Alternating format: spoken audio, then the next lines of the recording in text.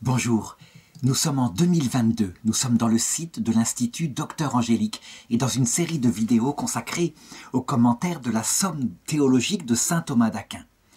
J'en suis rendu dans une question très importante, la question 29, et on voit que la notion de personne est apparue dans l'histoire de la théologie, mais du coup dans l'histoire de la philosophie, grâce à la pensée chrétienne et en particulier à la définition de ce que pouvaient être les personnes divines. Et donc dans cette question 29 intitulée « Les personnes divines », après avoir abordé des notions préalables comme les relations en Dieu, les processions, eh bien la conséquence c'est qu'il faut voir ce que sont les personnes et si cette notion-là peut s'appliquer en Dieu. Est-ce qu'il y a vraiment trois personnes dans le Dieu unique ?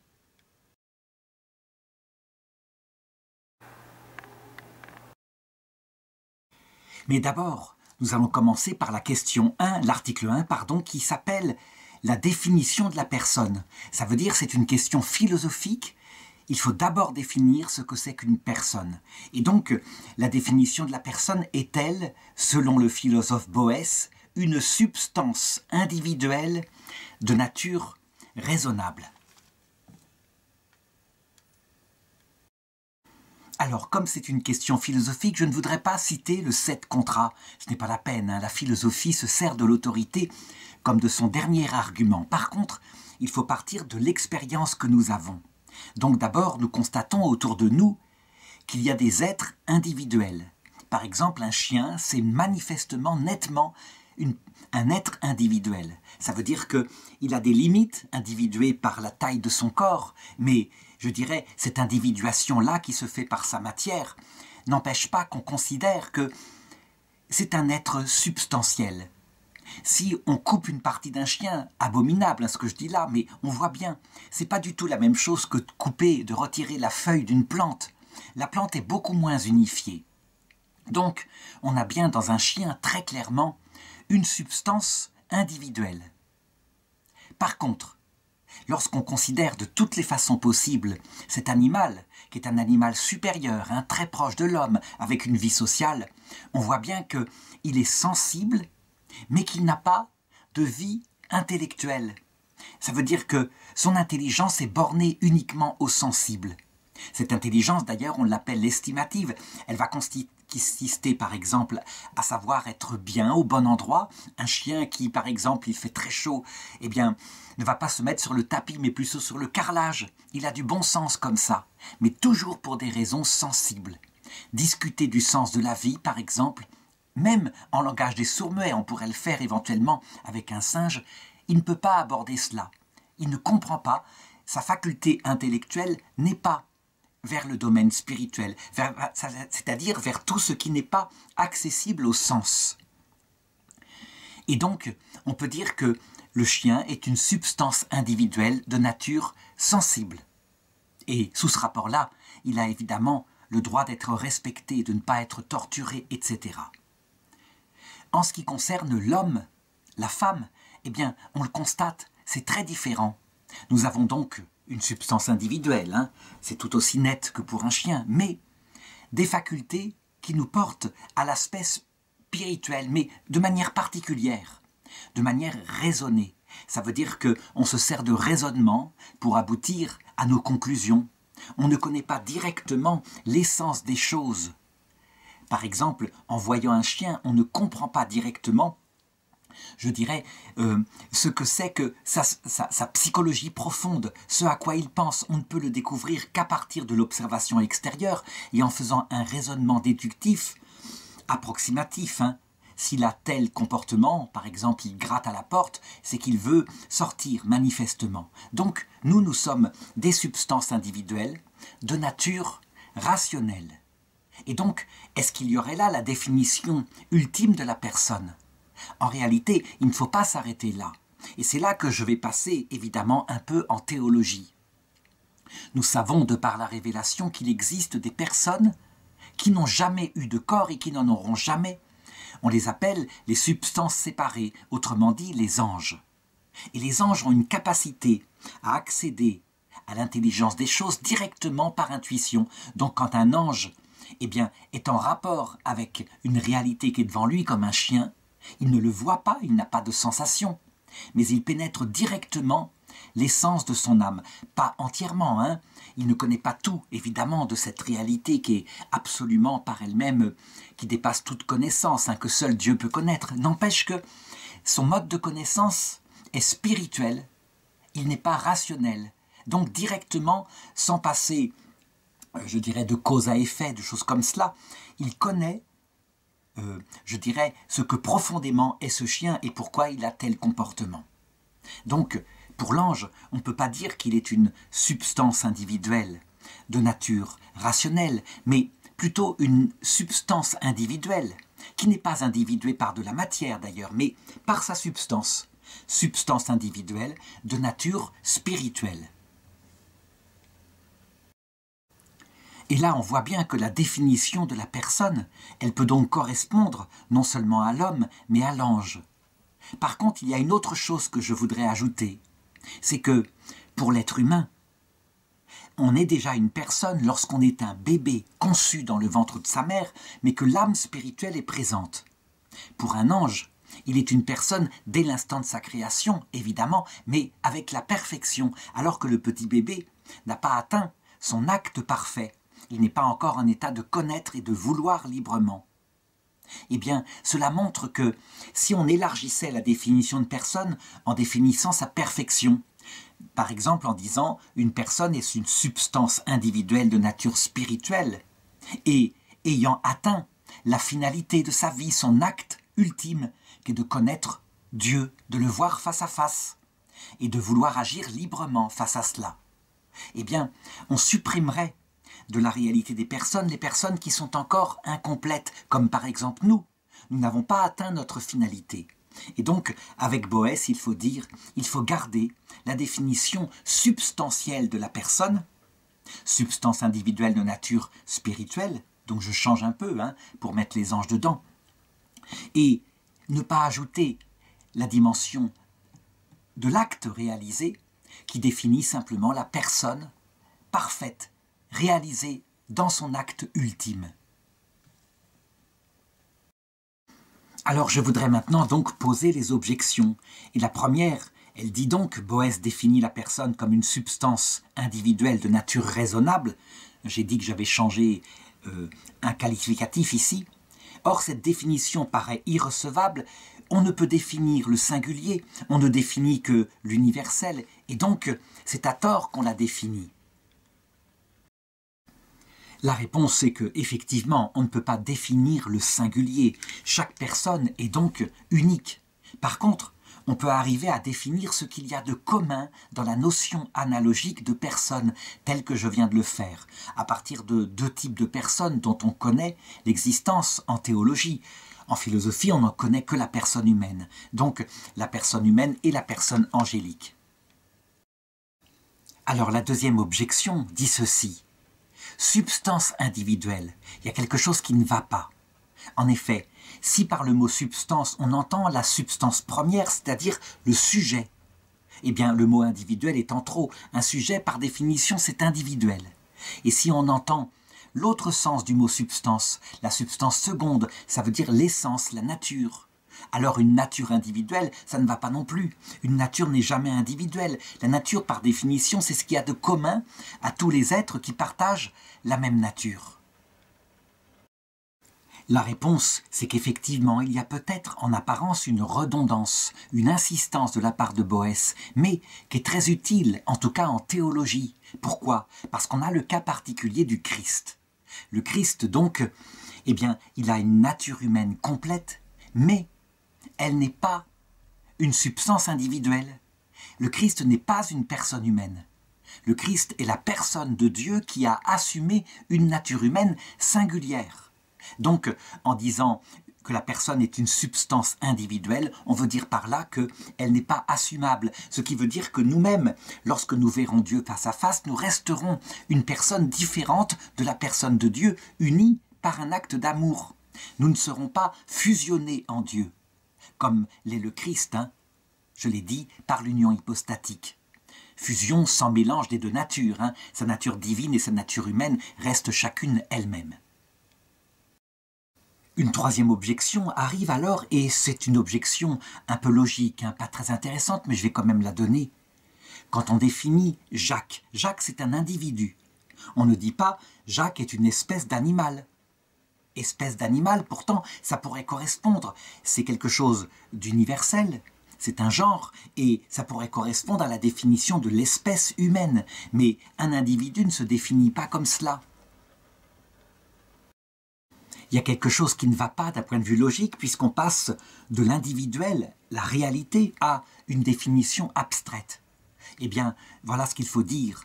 Notre intelligence est capable de cette souplesse-là, et parfois, lorsqu'il faut définir une réalité individuelle, eh bien, elle est capable de le faire en précisant son intention par justement un accident particulier, quelque chose qui n'est pas universel. Et là, c'est le cas. Donc, la personne humaine est une individualité, un sujet particulier. Une quatrième objection, eh bien, elle conteste dans la définition le fait d'utiliser le mot nature spirituelle. Une nature, c'est ce qu'on reçoit d'un autre, ce qui est commun à tous.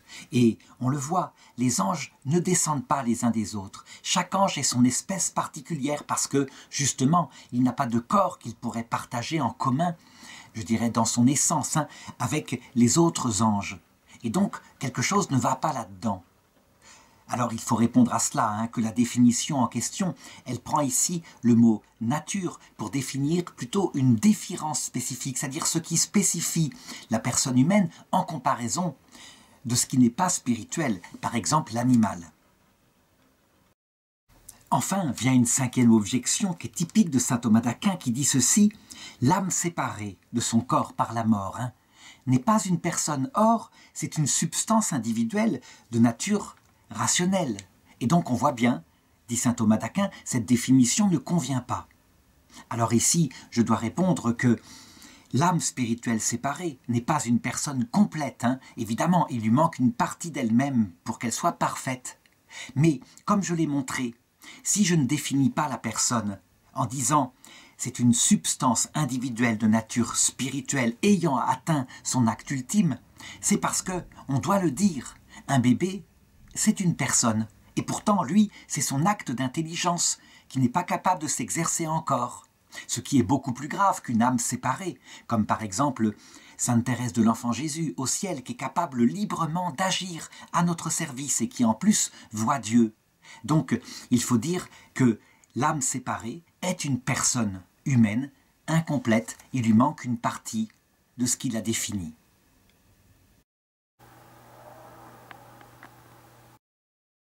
Alors vient ensuite l'article 2 qui va définir le vocabulaire. Donc c'est encore un article principalement en philosophie.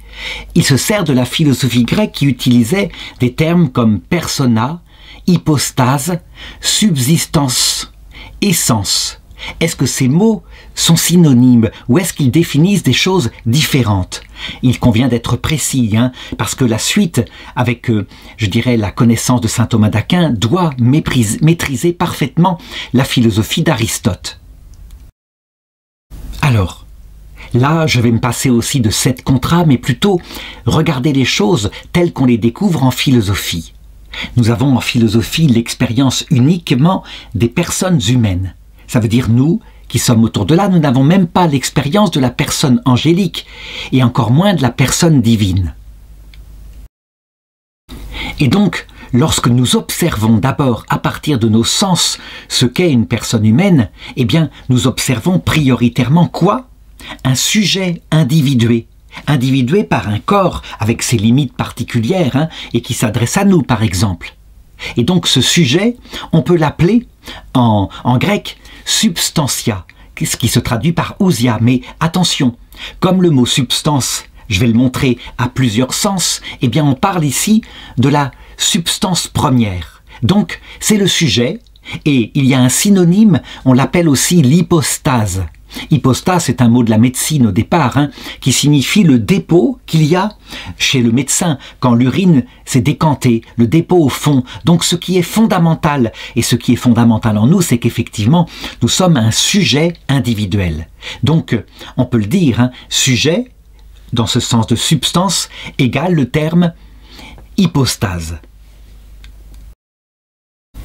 Deuxièmement, toujours en regardant la personne humaine, nous constatons qu'il y a quelque chose de commun entre toutes les personnes humaines. Elles partagent une même nature, quelque chose qui se transmet d'ailleurs par les parents, et avec l'action de Dieu qui crée l'âme spirituelle au moment de la conception. La nature humaine en elle-même, elle n'existe pas que réalisée dans un sujet concret. C'est pourquoi j'ai appelé substance première, le sujet concret qui nous apparaît devant nous. Et pourtant, cette nature, qu'on peut aussi appeler l'essence, eh bien, je peux l'appeler substance, mais c'est la substance au sens second. Et donc le terme ousia, on le voit bien, il faut le préciser à chaque fois, préciser de quoi on parle. Ensuite, nous constatons évidemment beaucoup d'autres attributs. Mon corps a une certaine quantité, j'ai certaines qualités, je suis dans un temps particulier, un lieu, ayant reçu une culture, habillé avec des vêtements, on les appelle les avoirs, les habitus qui s'ajoutent à ma personne. Tout cela est unifié dans le fait que je suis une seule personne. Et donc, il faut trouver une sorte de principe d'unité à la base de tout cela, qui est évidemment mon âme spirituelle, qui unifie toutes les parties de mon corps, de ma psychologie et de mon esprit. Cependant, on pourrait appeler en métaphysique cette âme spirituelle qu'on découvre dans la personne humaine, substance. C'est le principe et la cause à l'intérieur de moi, de l'unité de mon être, du fait que mon être ne se décompose pas, que mes doigts ne partent pas différemment dans une autre direction que mon corps tout entier, etc. Donc, il y a un troisième sens du mot substance qui est utilisé là, qui est un peu le principe et la cause, le principe d'intelligibilité, donc la cause à l'intérieur de moi de l'unité de tout mon être. Alors encore une remarque, la nature humaine que je partage avec d'autres personnes humaines, eh bien, mon intelligence peut la définir. On dira que la nature humaine, c'est celle d'un animal raisonnable. Eh bien, cette définition et ce concept que je peux avoir dans ma tête, quand il est dans ma tête, on l'appelle la quiddité. Quiddité, c'est un terme latin qui signifie ce qu'est la réalité qui est devant moi, comment je la définis. Évidemment, la quiddité dans mon esprit devrait, si je la possédais parfaitement, devrait correspondre trait pour trait à la nature humaine, mais ce n'est pas possible. Donc on la définit d'abord extérieurement par certains traits, et c'est vrai que ce qui caractérise une personne humaine par rapport à un singe, c'est que le singe est une substance individuelle, de nature sensible, de la famille des primates, et l'homme est une substance individuelle de nature une sorte de nature raisonnable de la famille des primates. Donc, si je résume le vocabulaire, substance première, c'est égal à mon sujet individué tel qu'on le voit là très concrètement. Il y a des mots qui sont synonymes, comme par exemple le suppo, c'est un terme, bon, l'hypostase, c'est équivalent à cela. Et puis, on pourra même parler, saint Thomas le dit, de la subsistance concrète, là, de cet être-là précis, qui est une personne humaine concrète. La substance seconde, qui est équivalente à la nature humaine, ou encore à l'essence de l'homme. Quand elle est connue par mon intelligence, on l'appelle la quiddité. C'est un concept dans la tête, abstrait, à partir de l'observation de plusieurs personnes humaines. Enfin, il y a la substance au sens de principe métaphysique, auquel on aboutit par un raisonnement, qu'on appelle aussi substance, et qui est à cause de l'unité totale de mon être, cause cachée, et qui pour le coup est identique pour moi à mon âme spirituelle. Alors quelques objections, toujours de vocabulaire pour déblayer les choses. Eh bien, certains disent que le terme personne est équivalent au terme hypostase, donc sujet. Qu'il n'y aurait pas de différence réelle. La réponse, c'est que non, la personne ajoute quelque chose à l'hypostase. Certes, une personne est une hypostase, est un sujet concret, mais c'est un sujet spirituel. Alors que, par exemple, un chien est une hypostase, mais ce n'est pas une personne, c'est un sujet sensible. Et une plante est un sujet végétal. Donc il faut bien préciser, hein, le mot personne implique une nature spirituelle. L'objection 2, elle regarde ce qui est dit en théologie, où on dit qu'il y a dans la Trinité 3 personnes, donc 3 subsistances individuelles. Et donc ça voudrait dire que le mot subsistance signifie la même chose que personne. Et donc on devrait pouvoir dire aussi qu'en Dieu il y a 3 substances, puisque le mot substance première est équivalente justement à un sujet. La réponse de saint Thomas d'Aquin est de dire « oui, mais le mot substance est ambigu ». Et donc, on préfère le garder pour signifier ce qu'il y a de commun, la nature divine. Et donc, les 3 personnes, on dira qu'ils sont de même nature ou de même substance, consubstantielle.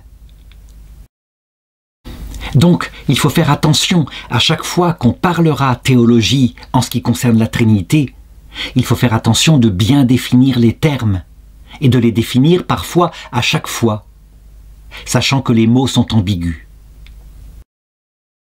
Et justement, c'est ce que va montrer le risque de cette ambiguïté dans l'objection 3, quand par exemple le philosophe Boès dit que substance, donc en grec ousia, signifie essence. Essence, ça veut dire la nature d'une réalité.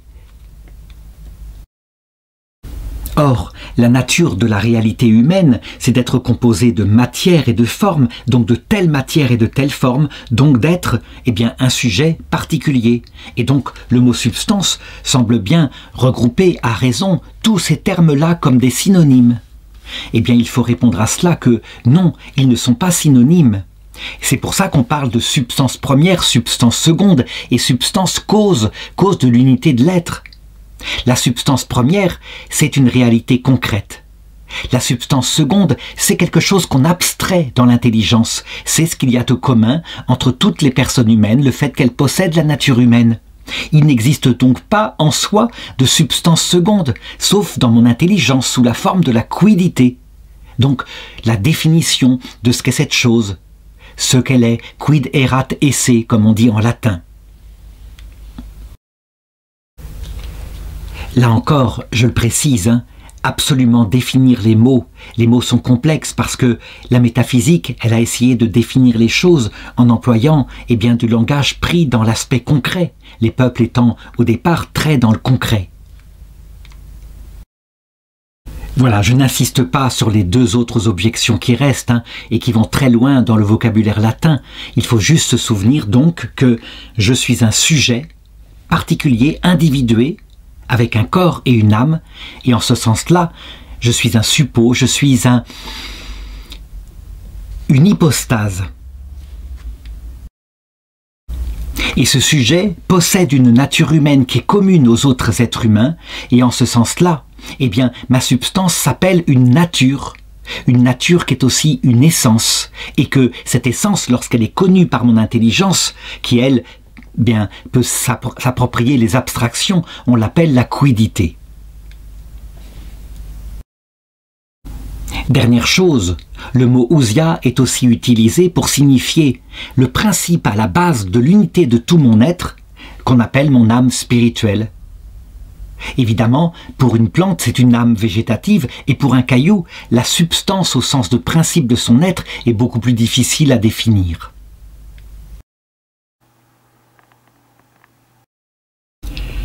Vient ensuite le 3e article qui donc va passer cette fois en théologie naturelle d'abord, donc avec la raison seule, et puis théologie révélée. Est-ce que le nom de personne convient en Dieu? Et donc là, l'argument d'autorité est de nouveau utile. Hein. Le symbole de saint Athanase, Athanase étant le champion de la défense du concile de Nicée au IVe siècle, eh bien saint Athanase dit « Autre est la personne du Père, autre est la personne du Fils, autre celle du Saint-Esprit ». Donc manifestement, pour saint Athanase, on a bien en Dieu 3 substances individuelles de nature spirituelle. La réponse, c'est que on attribue à Dieu de manière éminente tout ce qui n'implique pas une certaine limite. Et donc dans la définition de la personne qu'on a donnée ici, il y a certaines limites qu'il faudra observer, mais il y a aussi quelque chose d'éminent d'éminent qui peut être attribué à Dieu, à savoir une capacité non seulement de connaître, mais de vouloir librement, de se diriger par sa propre providence. Et donc on le voit, la définition de la personne ne peut pas ne pas s'attribuer à Dieu. Il est la réalité la plus noble qui existe. Alors il faut maintenant regarder les objections pour préciser ce mot. Et d'abord la première objection vient de Saint Denis, le pseudo-aréopagite, qui dit « Il faut absolument refuser, pour définir la substance supersubstantielle qui est Dieu, qui est au-delà de notre connaissance, tout ce qui n'est pas explicitement employé comme mot dans l'Écriture. Or le mot personne n'est pas employé par l'Écriture sainte. » La réponse c'est que oui, factuellement, le mot de personne n'est pas employé pour désigner Dieu dans l'Écriture sainte. D'ailleurs, pas non plus pour désigner la personne humaine. Ce concept est arrivé plus tard par les philosophes. Et donc, il faut se dire que, certes, le mot n'est pas employé, mais ce qu'il signifie est employé, puisqu'on dit bien que Dieu est un individu, et que cet individu est capable de vouloir, est capable suprêmement de connaître, ce qui est la définition même de la personne.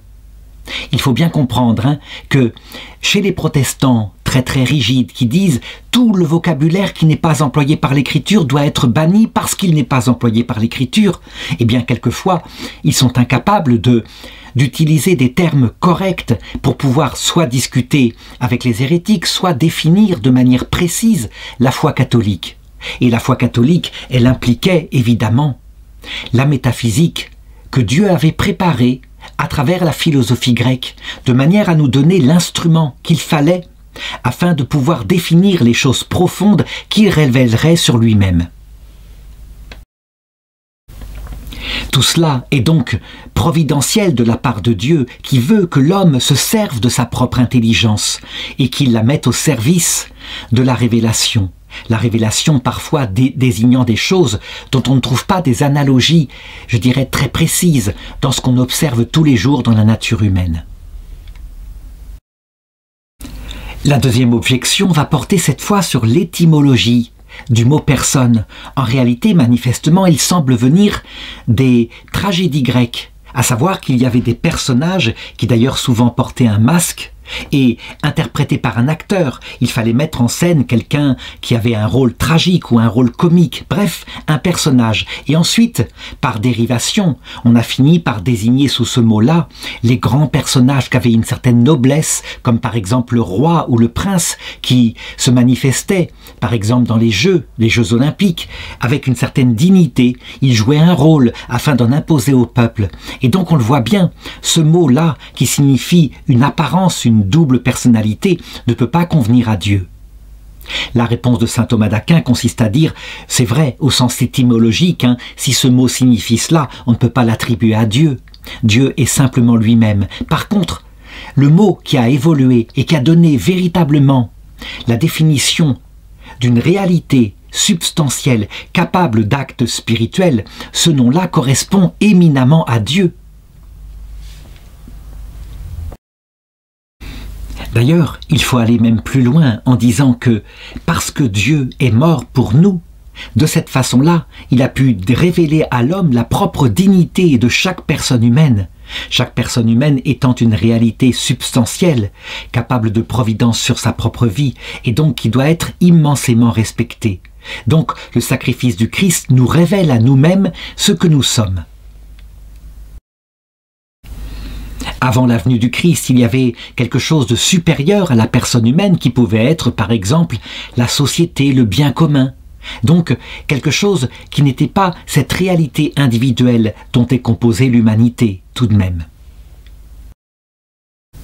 La troisième objection, eh bien, elle part cette fois de la définition de Boès et elle dit définir Dieu comme étant une hypostase, donc au sens de substance individuelle, cela ne semble pas lui convenir puisque une hypostase, qui est un sujet, eh bien, il possède des accidents. Par exemple, le sujet que je suis possède 2 mains, 2 pieds. Or Dieu, eh bien, sa substance est identique à sa propre essence.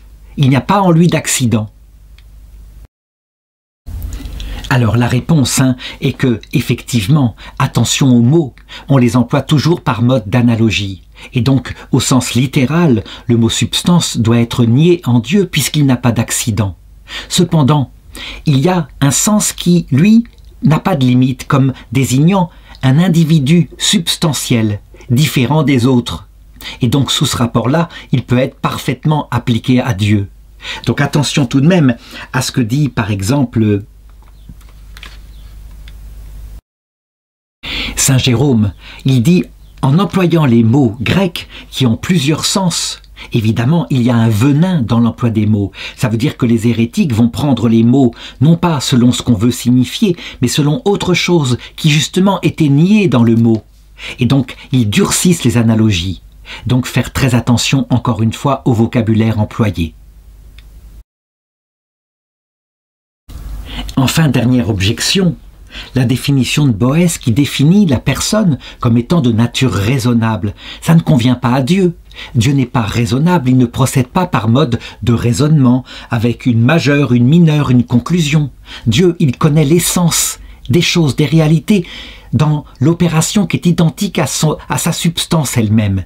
Donc, manifestement, ça ne marche pas. De même, si on dit que Dieu est un sujet, comme on indique un sujet a forcément des accidents, eh bien la définition ne semble pas correspondre à Dieu. Ou alors il faudrait la changer en désignant ce qu'il y a de commun, comme dans un concept analogique entre les créatures humaines, les créatures divines, et puis Dieu, lui, le Créateur.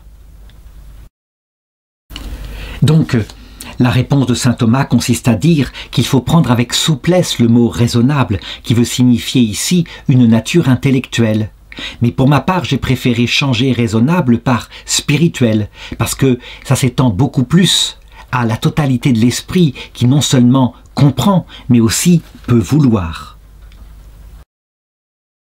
De même, le mot sujet, substance au sens de sujet, peut être appliqué à Dieu, mais en ne gardant que le fait que Dieu est une réalité incommunicable, individuée.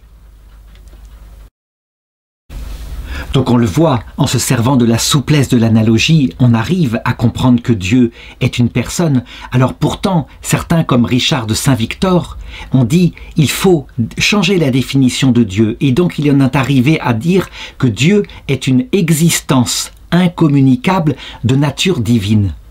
Le problème, c'est que même le mot « existence », il faut le prendre avec souplesse parce que Dieu n'existe pas au sens que il n'a pas son être qui est issu d'une autre réalité. Il voudrait dire que Dieu est. C'est un être incommunicable de nature divine. Bref, on le voit à chaque fois, on peut accepter les définitions, mais toujours en les discutant.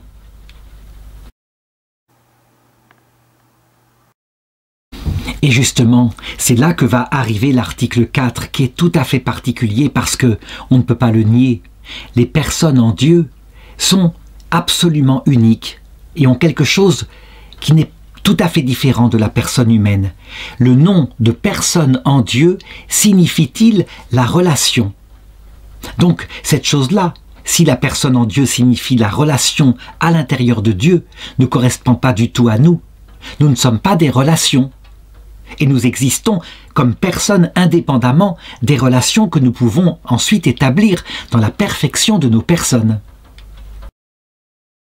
Alors pour répondre à cette question, je crois qu'il faut procéder ici en théologie catholique exactement comme nous avons procédé en théologie naturelle, lorsque avec la raison seule nous avons pu définir certaines choses concernant le Dieu unique.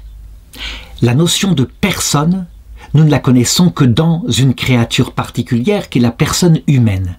Et voilà pourquoi, à partir de l'observation de divers êtres substantiels qui nous entourent, nous en sommes arrivés à la définition du philosophe Boès, un philosophe du Moyen-Âge, donc la personne humaine, c'est une substance individuelle de nature raisonnable. Moi, j'ai étendu cette définition aux anges, qui sont des créatures, et qui sont bien des substances individuelles, mais elles ne sont pas individuées par un corps, elles sont individuées par leur propre substance. Et elles ne sont pas de nature raisonnable, mais de nature spirituelle, parce que leur intelligence ne fonctionne pas par mode de raisonnement, mais par mode de jugement direct, intuitif sur la réalité. Ce premier aspect étant posé, donc par la philosophie, il faut se souvenir maintenant comment nous sommes arrivés à Dieu. D'abord par la raison, en regardant ces créatures. Et les créatures sont suprêmement organisées de manière intelligente. Et à partir de là, par mode de causalité, nous avons posé un créateur qui, obligatoirement, est en rapport avec l'effet qu'il a produit. Donc il est obligatoirement intelligent, doté de volonté, d'actes de décision.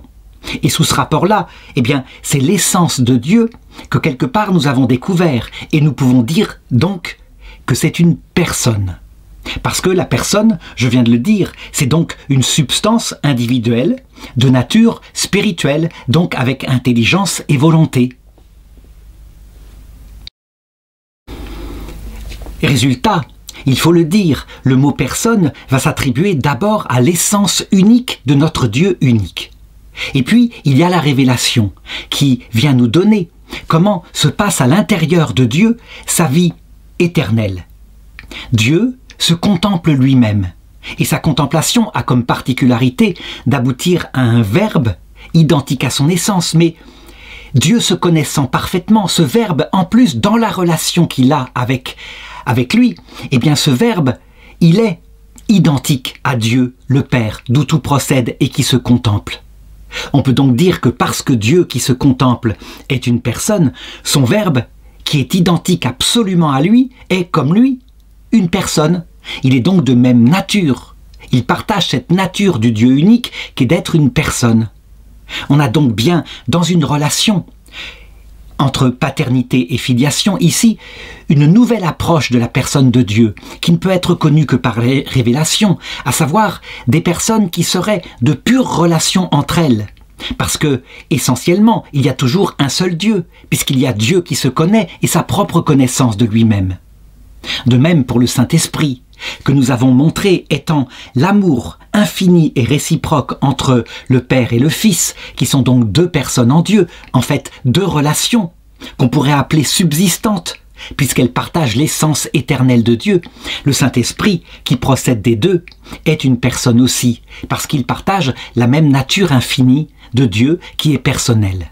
Et donc, sous le rapport de la substance, on a bien en Dieu une personne, mais c'est accidentel. Sous le rapport de sa vie, ici, telle qu'elle nous est révélée, on a bien trois personnes.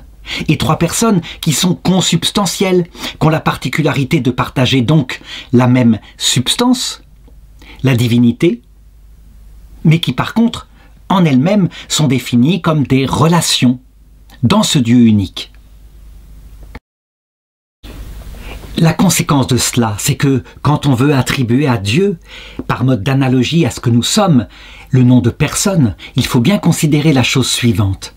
Si on signifie trois individualités différentes l'une par rapport à l'autre, vraiment, on peut le dire, il y a trois personnes en Dieu. Mais si on signifie trois substances dans le sens trois sujets différents, comme s'il y avait trois personnes, comme il y a trois personnes humaines entre le père, la mère et l'enfant, alors ce serait faux. Leur substance est commune. Ils ont une seule substance. Ils ne se distinguent que par leur relation. Mais en même temps, puisque leurs relations en Dieu sont identiques à la substance, alors il faut dire que nous avons bien trois personnes et elles se définissent comme des relations subsistantes, chose que nous n'avons jamais vue dans le domaine de la créature. Donc, il faut poser ici quelque chose de particulier en Dieu. Alors maintenant, il faut poser les objections qui vont nous permettre encore de préciser. La première objection, elle dit ceci: quand nous disons la personne du Père, écrit saint Augustin, nous ne disons pas autre chose que la substance du Père, car c'est en lui-même qu'on dit personne et non par rapport au Fils. Alors, il faut résoudre cette objection en disant que d'abord, le nom de Père signifie proprement une relation au Fils. Et donc, la personne du Père est effectivement identique à la relation qu'il a avec son Fils. La paternité est le Père, la filiation est le Fils. Et cependant, parce qu'il n'y a rien en Dieu qui soit différent de sa substance unique, eh bien, en même temps, on pourra dire que le Père est substantiellement une personne, parce qu'il a la substance de Dieu. La deuxième objection est d'ordre logique. Elle dit ceci. Lorsqu'on pose la question « qu'est-ce que c'est ?» eh bien, on désigne l'essence de la chose. Par exemple, on voit un chat, on dit « c'est un chat ». Et le chat, c'est une abstraction commune à tous les chats. Eh bien, en Dieu, ça doit être la même chose. Quand on dit « trois quoi », on dit « trois personnes, le Père, le Fils et le Saint-Esprit ». Et donc, manifestement, ça doit désigner l'essence éternelle du Dieu unique. Alors, la réponse, elle est que la question « qu'est-ce que c'est ?» ne demande pas forcément l'essence. Donc, ça peut être une réponse qui demande le sujet.